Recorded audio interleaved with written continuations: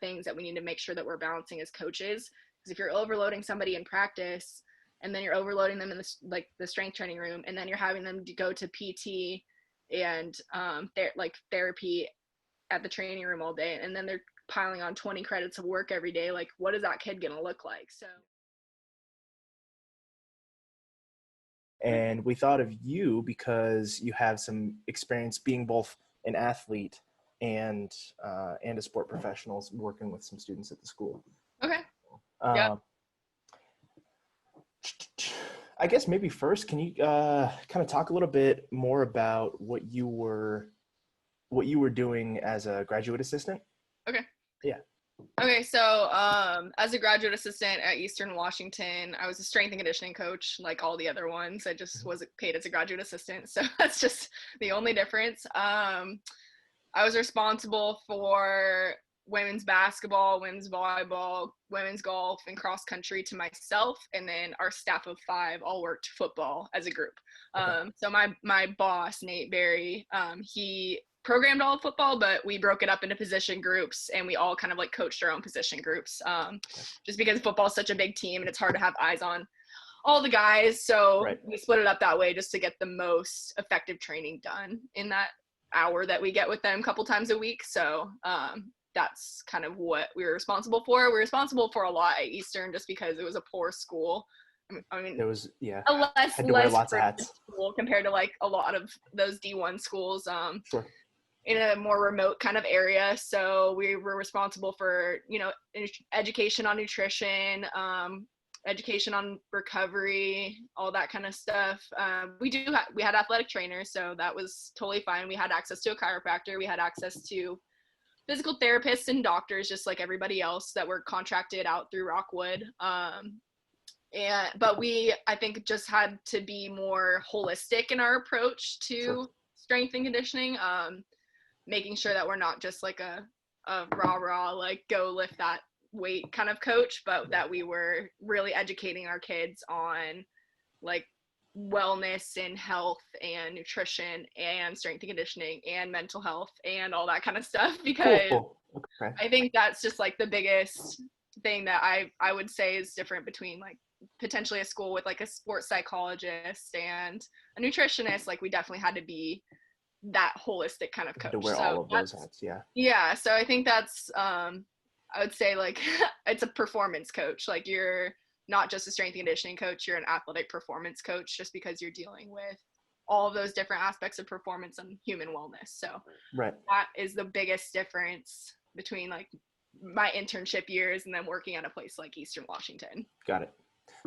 So how many athletes ish do you think you worked with? I mean, it sounds like it was in the dozens and dozens. Oh yeah. Shoot, I haven't really thought about it. I know that when we did like this, 30? I had like 70 without football. Without football, okay. And then you guys would group train. There's probably 30 or 40 people on the team for football. Oh, there's like 100 people on the football roster. Oh my gosh. I'm so out of the loop on how big football teams get in college. Yeah, you get a lot of football players. Wow, okay. So yeah, I think you're allowed, I think the NCAA cap is at 105.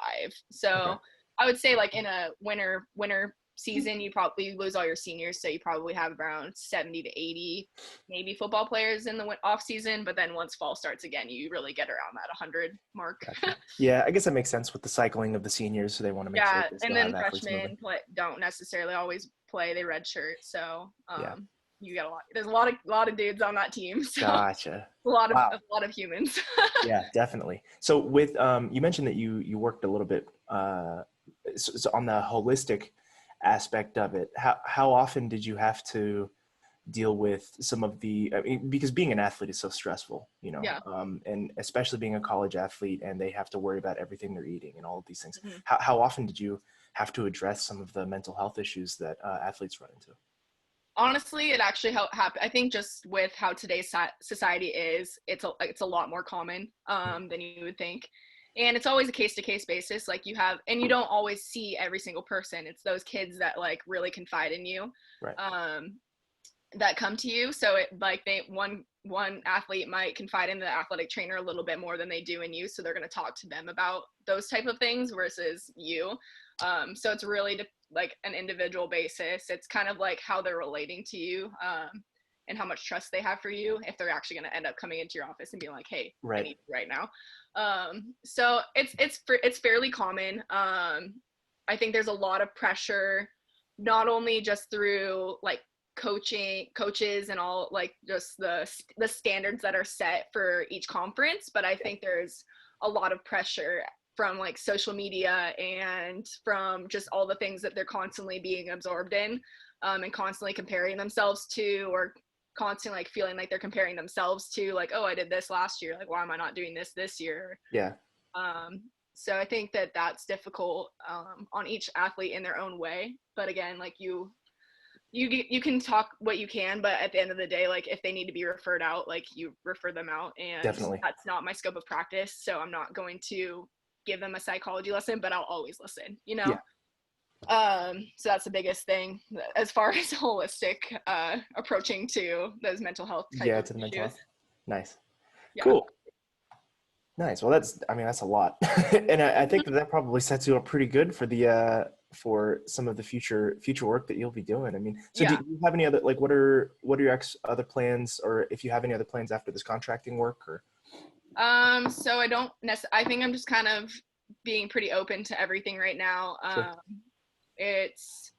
I'm trying to see if I'm really going to, what kind of niche and strength I want to get into. I think that I've been really thankful to work at Eastern because it's allowed for me to work in such like a multifaceted type of way with so many diverse sports that's really set me up for success, and also getting my master's degree was really nice. So, so I'm thinking that like I'm really just going to take a step back and be like, okay, like try out different things, maybe try out private side a little bit, kind of go into this private remote training deal for a little bit, kind of feel it out. I mean, at the end of the day, everybody wants a job that's full of benefits and, benefits, and secure, like income, but sometimes that doesn't necessarily happen in strength. But I think if I'm patient enough and like I really find that group or that place that's gonna let me do what I love to do, it will all work out. So yeah, absolutely. Yeah, kind of just taking it as it is. Cool. Especially with all the crazy. Yeah, definitely. I know the feeling. So, okay, maybe let's get into some more of those general questions. Yeah. So, in your line of work, let's just either talking about when you were a strength and conditioning athlete, or even now as a coach for some of the youth teams. In your line of work, what are the few crucial training factors that you have observed to facilitating enhanced sport performance, just in general? Like, I think the number one thing, there's a couple things. So I think a big thing is having a really solid aerobic conditioning base that will set an athlete apart from so many people, because if they don't have a solid aerobic conditioning base, their body is not going to be able to handle the loads that you're going to place on them. And you say this even for dedicated strength athletes? Anybody, yeah. And so, like, even for an Olympic weightlifter, like, you're going to have a really high volume phase, so your body's going to be basically tough enough to endure a lot of those higher intensities. So, yeah, that volume training is super important, and it's really what sets, I mean, in all the research that I've read in, like, my current, like, training and periodization class, all of, like, those top level athletes, the difference in programming between, like, a lot of, like, those just normal recreational athletes and, like, a top level athlete is the volume of training, right? That volume of training is really going to increase that, like, that body's capability and threshold to really receive more training and more intensity. But if you don't have that initial, like, build up, or that initial, like, resilience type training of, like, the aerobic system, like, even if you're tapping into that, like, through just more, like, a higher volume and strength training, they're going to have a really hard time, like, adjusting to those higher intensities, if that makes sense. Translating that higher volume to actual gains. And your fitness level, like, if your aerobic fitness level is really good, like, you're going to have a lot easier of a time recovering, because you can see that from a lot of, like, the HRV data and a lot of, like, the resting heart rate data, like, you could get off of a Whoop or something. The individuals with those who are a lot more, like, in that aerobic state, recover a lot better because their body's more efficient and they're able to recover from those more intense type trainings. So I think that aerobic fitness level is key in everything. And there's a lot of stuff on OPEX that will kind of, if people are interested, like OPEX is very, very good at what they do. And that OPEX? OPEX, yeah. Yeah, I'll make sure to so I would say like that, that's kind of opened my eyes. There's a couple podcasts, I don't know, I can send them to you later. Yeah, sure. That have kind of opened my eyes to that and like how to train the aerobic system properly and how to make sure like we're not overloading it too, because people need time to acclimate and adjust. And there's also a point where you can do too much, so you need to really interfere with your gains. Exactly. So you need to make sure that you're really doing a checks and balances type thing. But if you're having an off-season athlete, and I think a big component of it, not only you need to get them strong as heck, like so that you can maintain that once you do get into those in-season times, but you need to make sure that you're really increasing their fitness level so that they can handle the demands of their sport. Right. Yeah. So how would you say that maybe, how would you say that maybe differs between the type of athlete? So obviously if you have an aerobic athlete, obviously they're going to be focused on mostly aerobic training, both on and off season. But if you have an anaerobic or a power or strength athlete, then you really don't have as much time to be able to focus on that base fitness level. So how do you see as that differing for those types of athletes? So if I guess for my example, if I had like a cross country runner, right? Mm-hmm. You're really like, as far as performance wise, like you're going to have a majority of your training is going to be low intensity, high volume, so that they're really increasing those aerobic conditioning like pieces of their performance, right? And for a strength and power athlete, you're going to do like a similar idea, but it's just with the weights, right? So you're going to do lower intensity, but like higher volume weights. Cause that's like, I mean, if you're thinking about hypertrophy, right? You're really going to eventually transition that into strength power eventually. But like that hypertrophy training is really like almost like your aerobic type training for that athlete. Okay. And you can do that in a bunch of ways. I mean, there's very, very limited research on like strength training and going into like those lactate or aerobic type states in the body. But if you're thinking about like, I'm creating an athlete that's going to be more resilient, if you're doing a higher volume type program, their body is going to acclimate and start adjusting and start creating all those like, you know, physiological enhancements, like whether it's like mitochondrial density or, you know, muscle fiber density, hypertrophy in the muscles, like all those things are going to make a more resilient athlete due to the volume of that phase. But then once they start getting into those higher intensity, lower volume phases, they're able to handle it a lot better because they went through that volume phase. Right. So I think that's kind of like how I would picture it in a different way. Okay. As far as volume goes, if that makes sense. Okay. Yeah. So you're basically saying it's more, you tried to keep the same general idea, but more sports specific movement. Yeah. Yep. Exactly. So you're not going to have an Olympic lifter running, you know, 5 miles. Well, see, the thing is, like, you can have them run, but it's not going to be like go run 5 miles. Like, it's going to be more specific to like that, like I was saying, like that type of training. So you're going to maybe look for those shorter duration, high intensity sprints, and then a lot of rest in between, because if you go on a platform for an Olympic weightlifter, you're going to do like 2 seconds of work and then you're going to rest for however long. So it's really like, let's mimic those energy systems that we're utilizing, but you can do it in a different way sometimes. I think just in Olympic lifting, like the biggest difference is just like that volume training is not the same, but it prepares, like I said, it makes you more resilient for when you get into those higher intensities. But if I'm trying to think of an example, like a thrower or something, you could have them do some type of training where, like, it could be med ball training or something like that, where you're just doing time on, time off, but those work to rest ratios are almost mimicking. I mean, you want to make it obviously more intense than like maybe throw an implement for 1 second and then go and rest for 10 minutes as some throwing events. But, you know, just finding those correct work to rest ratios and like building them into becoming a more resilient and like more fit athlete. because fitness is going to go a long way no matter what. Yeah, definitely. Yeah.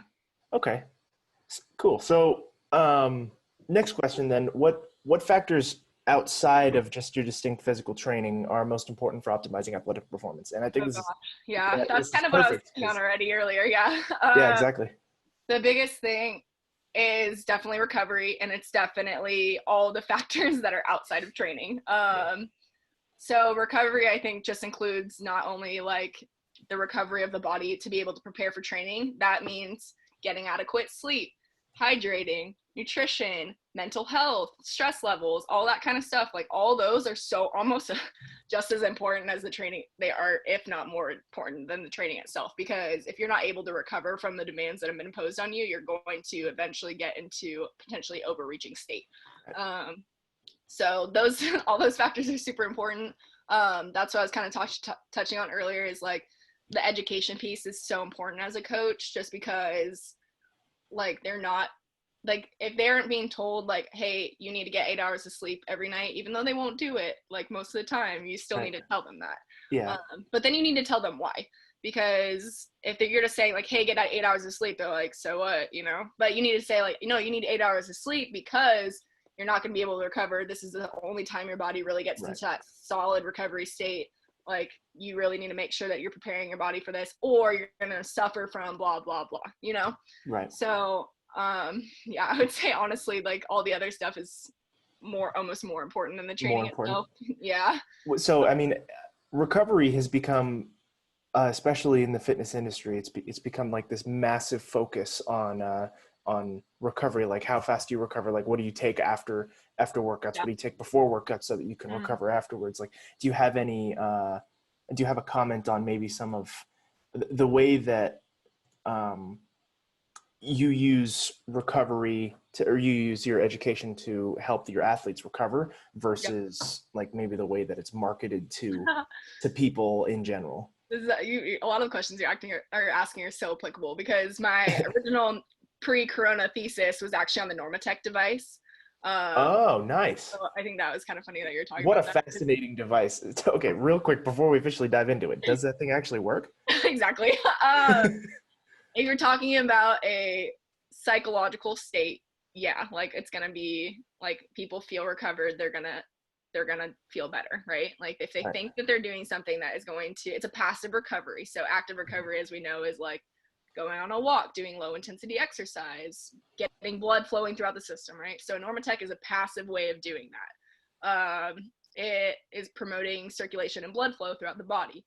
Is there a lot of literature that supports that? Not a lot, but there is a lot of literature that's talking about how it upregulates those like proteins that are recovery type proteins that are showing up in the system a little bit quicker than they would without the system. But again, that's circulation of blood flow.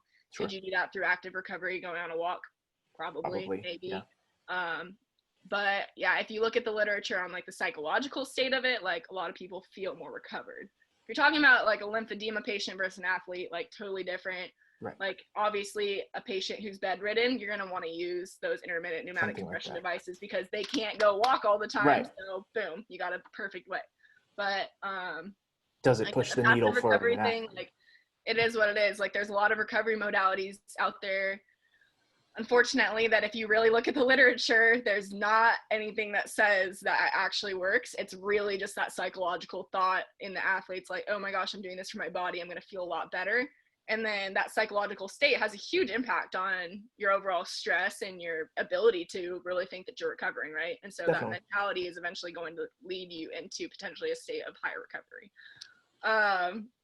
That's interesting. Again, like I'm that person that wants to do all the research on it and be like, okay, like, hey, is cryotherapy actually helping me? And then I look at the literature and I'm like, wow, there's not really a whole lot that says cold water or cold therapy has anything to do with recovery. If anything, it's contradictory. Yeah, but it feels good, right? So you're like, okay, I'm gonna go and chill my body out for a little bit. And again, at the end of the day, like if you feel like you're mentally, psychologically a little bit better, you're probably going to perform a little bit better. So I think it's kind of a gap in the research where it's like, okay, like, is that mental state really what's going to help an individual perform, or is it the physiological state, you know? So right. Super interesting. Yeah, no, that's really cool. Okay. And I think I actually probably answered the question right there too. Cool.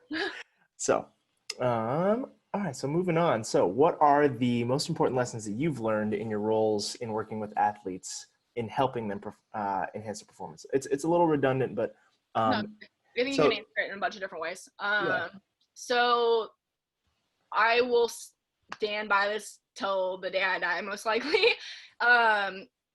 You need to be a really good communicator, and you need to be an empathetic, understanding type coach in order to be a good coach. Or in order to get the buy-in, in order to get your athletes to actually work for you. Because if they don't, they are not going to push themselves to that point if they don't have that really strong intrinsic motivation, if that makes sense. Okay. So I kind of, again, every coach is totally different, but if you are able to create a strong relationship with your athlete, and they're going to end up trusting you, and then they're going to end up really buying into your program, and they're going to see the most gains out of your program, right? If you're not doing that and you are potentially instilling fear into them, kind of ignoring like what they're actually feeling and all this other stuff, they're probably not going to buy into the program. They're probably going to struggle through it. You're probably not going to see the gains that you want to see. Again, any program you're going to implement, you're probably going to see some sort of physiological or performance gains, right? If they're actually doing the program, even if it's not to its fullest capacity. Right. But to get the most bang for your buck, like they need to buy in and they need to grind through it every single day, right? Yeah. So really that relationship with them is the number one thing that I have learned. I mean, I've always kind of been that more empathetic type, understanding coach. Right. Just seeing kind of like what they're going through as a student, like understanding that the student lifestyle is already stressful enough. They're more than just an athlete. All the demands, like, yeah, it's, again, like, I think that's why a lot of places want to hire somebody that has been a college athlete, because they want to see like, oh, like they've lived through this, like they want a coach that's going to be able to communicate that and be like, hey, you can get through this, like it's just a grind, like it's just another grind, like you need to want it bad enough to be able to grind through it. Right. Yeah, it's more but then being able to be that coach that like can sit down and have like a real life conversation with them is also super important, because that's building up that trust factor. It's making them, like being vulnerable with them is going to show them that you're a real human being and that you're not just always some like person on a pedestal who's inhuman and has no feelings, like, because then they don't want to relate to you. Yeah. So yeah, I've always just been like a very personable, very vulnerable kind of person, like coach, because I've noticed that the more I do that, the more they trust me and the more they're going to want to do the program, because they're seeing like I'm doing this for their benefit. I'm not doing this to put myself on a pedestal, if that makes sense. Yeah. The farther under their wing they can get, the higher they'll fly. Exactly. I like it. So how does your approach to coaching differ maybe from some of the experiences you've had as a collegiate athlete when you were an athlete? I mean, I was never a college athlete. So I mean, I just competed in Olympic weightlifting and then interned in strength. So I don't really consider, I didn't have coaching or anything like that, or okay. I didn't have like a set training schedule. I mean, I trained every day, but yeah, a little bit different. But I don't know, like obviously sport coaches, it's totally different because they're having to manage a bunch of people. Sport coaching is very difficult. I honestly think that's crazy and hard. So I have a lot of respect for managing 100 people. 100, yeah. It's like, that's not easy. So sport coaching is super difficult. I don't know. I guess, can you rephrase what you said a little bit? I was just meaning, so like from any experiences that you've had being coached, how does that differ? Or like maybe, yeah. So I'll rephrase. Did you have any negative experiences from being coached, either, from any time being an athlete, that you use as a motivation to like, okay, I'm not going to do that because that was detrimental to my performance? I wouldn't say my own coaching and performance, but I have unfortunately worked with individuals who I've watched coach strength and been like, I don't want to be like that. Mm-hmm. And again, it's just not my person. So, and again, like every coach is totally different. they all are going to approach things in a different way. Like, again, my approach is more of just like that vulnerable, like, I want to get to know you, I want to help you kind of coach, and not every coach is like that. And then you of course have those coaches that are like very just business-like, and that's fine too. Like, it all depends on the environment that you're in. It depends on the culture that's instilled in the program that you're working for, which isn't necessarily a bad thing, because a lot of the places that you might work, it might require a more business-like professionalism, you know, and that's, I don't think that being vulnerable is unprofessional. I just think it's seen as unprofessional. Right. So I think, I don't know, just like going through a lot of that and kind of seeing how that is. Like, I never wanted to work in an environment where I felt like I couldn't create like a really personal relationship with my athletes. Okay. Because I genuinely enjoy getting to know them as people and trying to help them become their best selves versus become their best athlete all the time. And I think that's potentially seen as a negative in some places, and that's fine for those places, you know, but that's not necessarily the environment that I want to be in, if that makes sense. Yeah, no, that's good. And it's funny that you mentioned that, because the person who I'm interviewing later on, his name is Davin. He's a nutritionist that I've worked with a little bit, and he has his school put a lot of the same emphasis on the compassion and the empathy and the communication with their athletes. And I really love the idea. It's I think, you know, it seems progressive, but it's also common sense at the same time. It's like, why wouldn't you just listen to your athlete? Like, they're going through a lot. Yeah. And I think it's all kind of becoming something that's new, which is very odd, because you'd think that like, oh, people have talked forever. And like, no, they really haven't. Yeah. And again, like, depends on the school you're at, depends on the environment. Like, yeah, you could probably have a top-notch school and have those qualities about them, but that's not often found, if that makes sense. Because athletics is a business. So at the end of the day, like, a lot of those places see, again, the vulnerability as a weakness, and that not necessarily like in line with their culture and their goals. So it really depends on where you're at, and it depends on the people that you're working with, because everybody's kind of has to have like that same mentality almost in order to make that successful. But yeah, I don't know. It's going to be interesting to see where everything goes in the next while, because it is seen as such a business to the point where we're losing a lot of like work-life balance, and it's going to be, I'm interested to see what ends up happening in the next 20 years or so with strength, as far as that goes. Yeah, me too, definitely. So in the next 20 years, how do you feel that sport performance facilities, organizations, and teams need to change, like, for the positive? I mean, you said that it's new that that we're focusing on the communication and empathy. Do you think that that's something that we should start educating in school? I mean, like, where do you think that change needs to start? So I think a big issue is funding. At the end of the day, like, a lot of schools just lack funding. And the lack of funding leads to, you know, not enough pay for each coach, or enough coaches, if that makes sense. So a lot of coaches are overloaded with tons and tons of athletes, just due to like the lack of funding and the lack of positions available.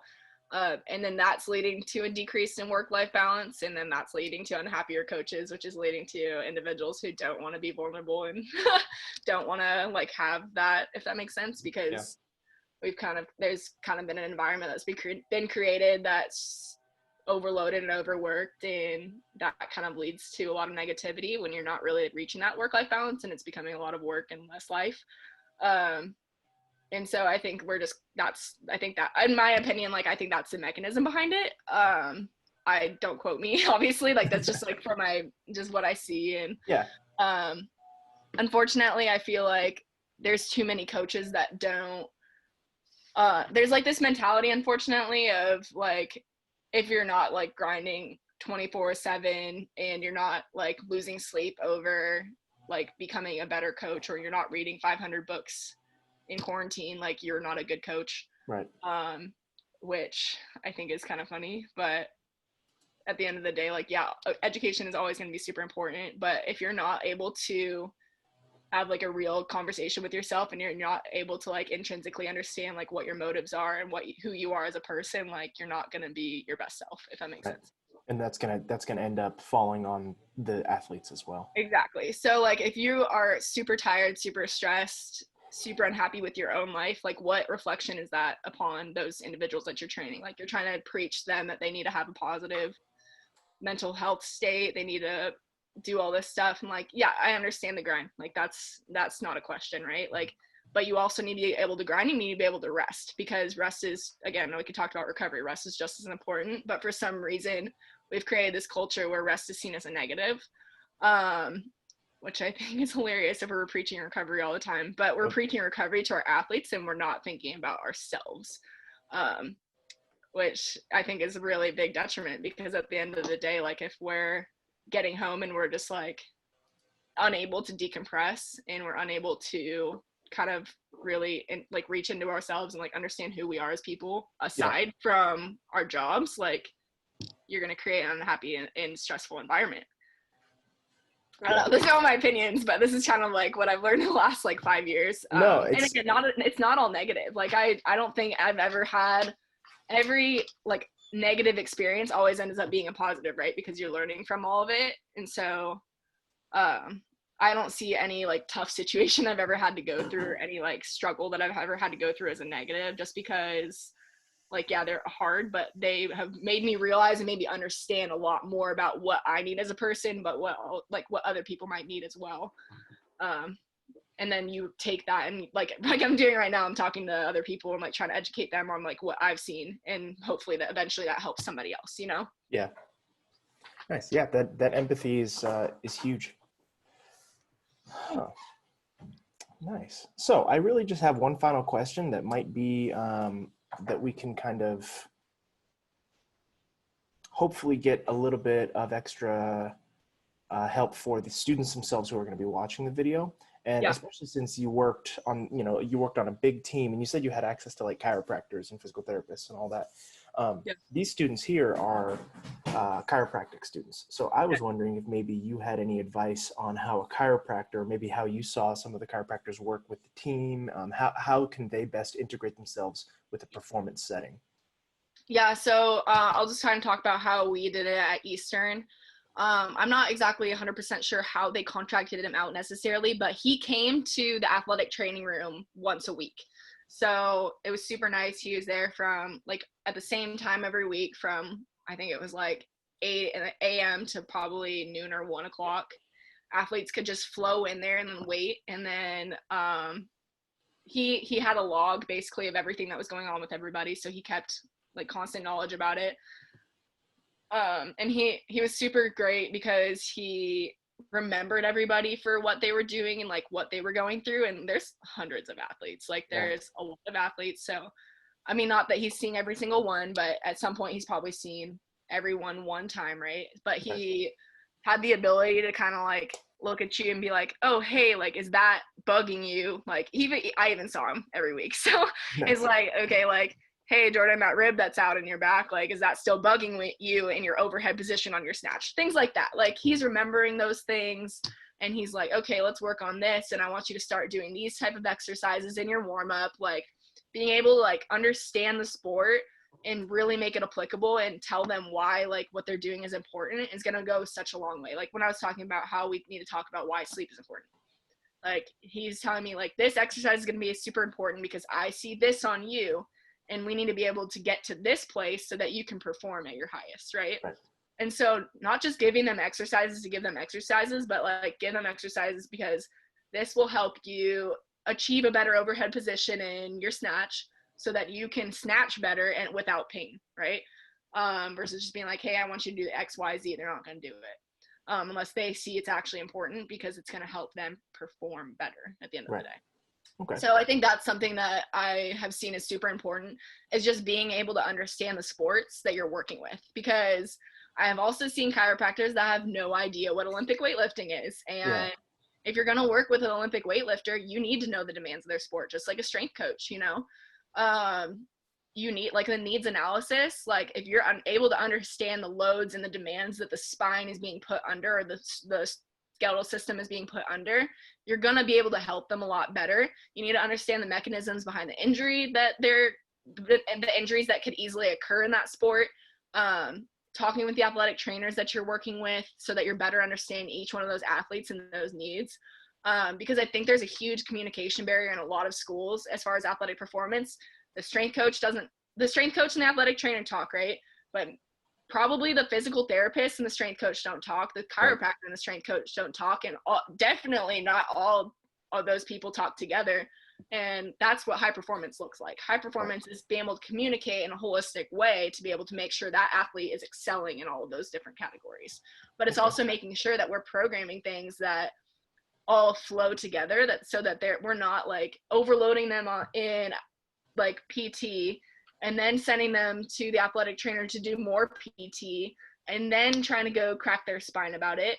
And then trying to do this, because then that body's going to be in such a stressed state, they're not going to recover easily from that. So create another injury. Yeah, exactly. Oh yeah, exactly. So we need, I think, the communication between all of the different facets or people that they're seeing is so important, because then you're able to really take that athlete and get them on a path towards return to play, versus taking that athlete and overloading them to a point where they don't even want to play. Right.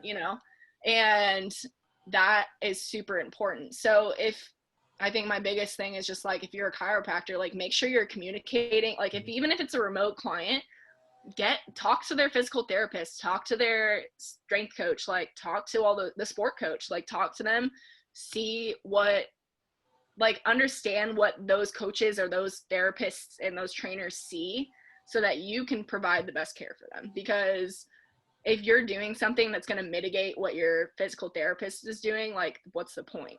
But yeah, again, like that's every field and that's everybody. Like as a strength coach, we could be better talking to the chiropractors, so it goes both ways, and it's just a next level thing. But again, that has to do with all the funding, and that has to do with the time and like how many resources you have. Like obviously if you're an athletic trainer or a strength coach with 5 different sports, it's really hard to talk to the physical therapist, the chiropractor, the sport coach, all these people. So that's, at the end of the day, like that's why we don't necessarily perform at our best level as care providers or coaches.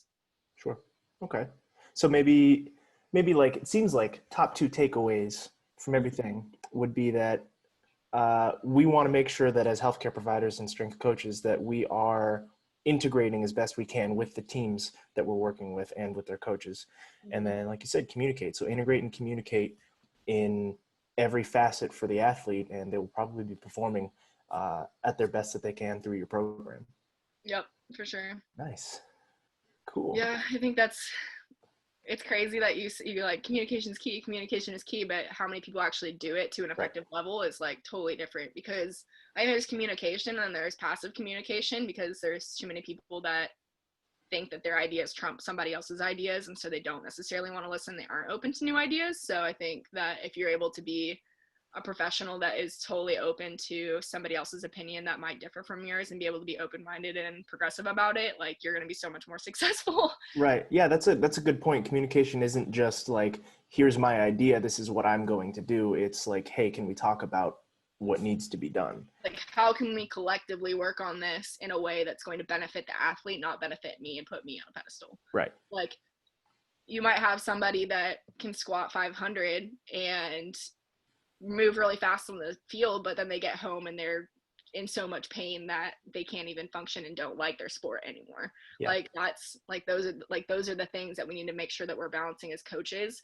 Because if you're overloading somebody in practice, and then you're overloading them in the strength training room, and then you're having them to go to PT and therapy at the training room all day, and then they're piling on 20 credits of work every day, like what is that kid gonna look like? So I think just, again, high performance is the ability for individuals to communicate every facet of that athlete. And there's not a lot of universities or sports programs that are able to do that, that aren't professional level. And I think that's going to be like the next step in really reaching past that. But again, at the end of the day, that comes down to funding, unfortunately. Funding, support systems. Yeah. Nice. Well, I mean, that is pretty much all I had for questions. Did you have anything else that you maybe might want to add or talk about? That's something that you were wanting to talk about? Not necessarily. Did you have any questions about like Olympic weightlifting stuff? Nothing specific, but as far as maybe Olympic weightlifting, how Yeah, there is one thing. So, I mean, how do you see Olympic weightlifting as being a power strength sport? How do you see those athletes having to work a little bit differently than maybe like powerlifting, where it's a dedicated maximal strength sport? Okay. I guess I haven't really looked, like, I'm always a person who's like, I haven't really seen the literature on this, but if I'm looking at it like from like a far away kind of view, ballistic actions are pretty difficult on the body, but also heavy load is difficult on the body. So Mhm. you're talking about like the impact, like the neurological impact, I feel like might potentially be higher on an Olympic weightlifting athlete just due to like how intense that it is and like how ballistic it is and how like the CNS is having to fire immediately. Um, but I think that if you're a trained Olympic weightlifting athlete, it might be a little bit different. Right. But I think that for powerlifting and stuff, like I haven't competed in it. I don't know a whole lot about it other than how to potentially program for it and what it looks like Yeah. competing wise. But I would say like the systems that you're utilizing potentially might be different, even though they're both like strength power. I think just the power is so much higher in Olympic weightlifting compared to um, like the forces that you're potentially putting under like on the body might be just a little bit different. I don't know biomechanically how that Right. would work. Yeah. But I guarantee like the biomechanics behind weightlifting might just be a little bit higher in the nervous system than potentially a power lifter. But again, like your recovery probably needs to be similar. Right. I think recovery honestly is pretty similar in all sports. Yeah. Okay. Because Makes if you're sense. able to recover, that means you're probably doing it right. But also a big part of recovery is making sure that your coaches are educated enough to make sure that they're not overloading your system, Yeah. because every individualized programming is so important and it's so hard to do within a team setting. If again, time, resources, all that stuff. Yeah. So the biggest thing is like each athlete is totally different. If you're a really educated coach, you should be able to understand what demands need to be imposed on that athlete to be able to make sure that you're properly progressively overloading them, but not overloading them to a point of overtraining and burnout, you know? Yeah. So because you need to have that balance of being able to progressive overload, recover, progressive overload, recover. But if you like, it's just you programming however the heck you want and you're not listening to them, you're probably not going to see that, and they're probably not going to make a whole lot of strength gains. It's really off topic, but No, that's okay. but yeah, I don't know if that even answered your question. I just think recovery is super important, and at the end of the day, like if the demands are going to be really high on both. So yeah. No, that makes sense. Yeah, it answered the question. It brought up another question. I'm trying to phrase it right. Maybe I'll come back to it in a sec. But as far as your training, I've seen that you're ramping up your training quite a bit. You've been working with Power and Grace Performance. yeah. So when are you planning on competing? I mean, I know that's probably everything is up in the air with everything happening right now, but Yeah, I don't know. The plan right now is to go to a camp down in Georgia okay. in late June, and I think like just being in that environment, we're gonna probably train pretty heavy. That's my guess. Because being in a really exciting kind of training environment like that, I've never actually gotten to do that before, so I'm super excited. Yeah.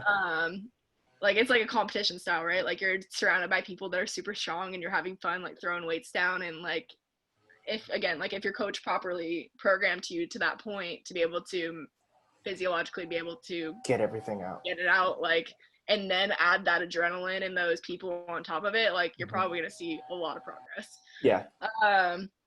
So that's like the new plan, but now that AO2 is canceled, we're probably focusing on maybe one more competition before nationals in December. So that's kind of like the tentative plan. But again, like who knows at this point? Everything's so odd. So just kind of keep training, getting strong. So that's the plan. Cool. Well, good luck. Yeah. I just remembered the question officially. Mm-hmm. So how important do you think Olympic lifting is as a cross-training tool for other power athletes? Like, is it worth going through the dedicated amount of technique required for snatch and clean and jerk to be able to move the weight properly Mm. versus the, you know, the adaptation that you get from actually moving the weight for maybe a sport like football. It's got like clean and jerks is commonly used in football, full body, you know, that full body power explosiveness. I can see where it translates, but how, you know, as a coach, how effective do you think it has been? I think this is what I've taken away and changed about my coaching style in the last year, honestly. So coming from only seeing Olympic weightlifting in programs for the last 4 years of my coaching career, I was very dead set on like, okay, Olympic lifts are good. They're not only forcing the athlete to tactically be able to understand something new that's going to translate into their ability to tactically like potentially understand something better on the field or court. They're getting triple extension, power development, force development, explosiveness, like all those things that are physiologically good about Olympic weightlifting, right? But if you have a team that is going to take longer to learn the technique that is safe and efficient, it's not necessarily worth spending your time on that exercise, because there are so many other exercises that are power development type exercises that you can utilize in a program. This is all new for me because I am obviously a weightlifter, so I'm very biased, and I think Olympic lifts are the best thing in the world, right? Like, go lift. But if I have a team that isn't able to take that and like really understand it to a point where they're going to be benefiting from that, what is the point? Like, I would rather do a trap bar jump with that individual because they're still getting all the same things, but it's a lot simpler for them to understand. Yeah, you might not be getting that that eccentric catch load from it, but you can do that in other ways. So there, again, pros and cons to everything, but I've learned that don't waste your time on trying to, like, it's all about the team or the individual. I might have a team that's great at Olympic lifting, but there's one individual that like it just does not click. So I might just use clean pulls with that individual, you know, like, so that I'm not using the full entire lift, but we're still getting a lot of those same, I guess, like adaptation benefits from doing that type of exercise versus doing something they're just not going to get.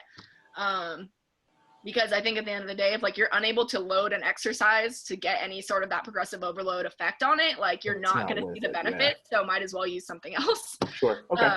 And use different variations and progress and regress each individual. That's how you can make it more individualized. It's just like, okay, if I have a team that's doing hang power clean and I have one individual that's just not hitting triple extension, I'm going to keep them on a muscle clean until they figure out how to use their legs and then progress them as they need. I'm not going to rush the whole team along and be like, hey, we all need to be doing hang power cleans. Like, you might be doing a position 1 power clean, like from high hang, your entire season, because that is the only thing that you're able to progress and actually get down technically, versus like, and if I get you in an RDL position on a hang clean, you suddenly lose all of your technique. So it's all individually based. Like, that's the easiest way to progress and regress someone, other than volumes and intensities for those individuals, is like keep them at like a regress state or progress state based on where they're at. Because you're also going to have that athlete that can clean from the floor, and like might as well let that athlete do that if they're super capable of doing that, you know, because they're going to get more out of it. But you're not going to get that with everybody. So it's your ability to see that as a coach and be like, hey, I know that kid can go from the floor. I know that kid can go from blocks below the knee.